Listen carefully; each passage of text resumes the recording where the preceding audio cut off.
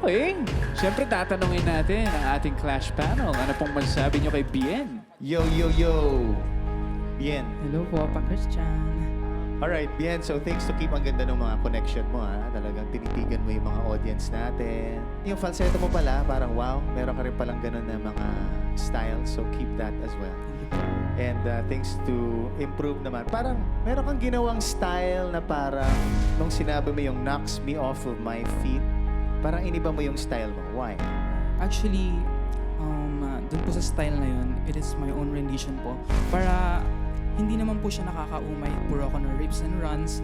Ginawa ko na lang po siyang malinis para po mas malinis rin yung performance. For me lang naman, parang masyadong, diba, masyado. Parang hindi siya masyado nag-fit in the entire thing. Kasi you were doing so well already. So, sabi mo nga, di ba, gusto mo ipakita sa amin yung buong story.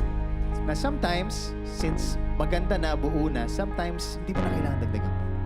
Sometimes. Not all the time, pero sometimes. Pero salamat sa performance. Thank you. Hi, Ben! Hello po, Miss Gillian. Hello! Gusto ko din na nag-experiment ka sa sound. Sarili mo siyang rendition.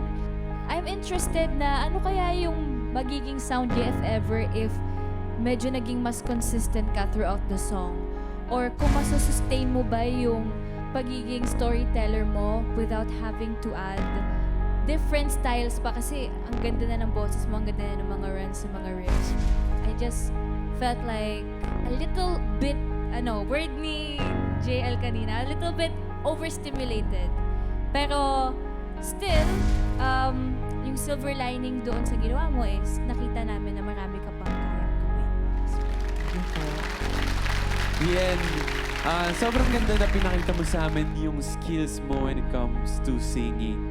And yun nga, agree ako sa kanila na minsan confused kami kung saan kami mag-focus. Kung dun ba sa skills mo or dun sa story na binibigay mo dun sa song. So, kailangan talaga minsan i-balance lang para in a way, mas ma-feel namin mga audience mo yung performance mo. Pero, grabe, nakakagulat talaga.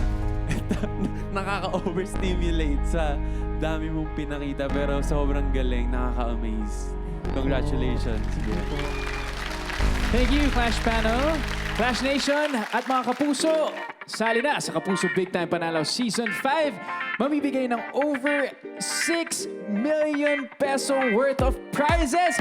For the first time, may dalawang maswerteng mag-uuwi ng grand prize na 2 million pesos tax-free.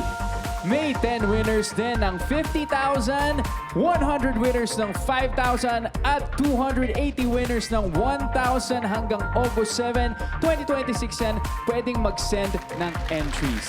Alright, bukod sa participating Mercury Drought branches, GMA Regional TV and radio stations, pwede rin maghulog ng entries sa select outlets ng Pure Gold nationwide.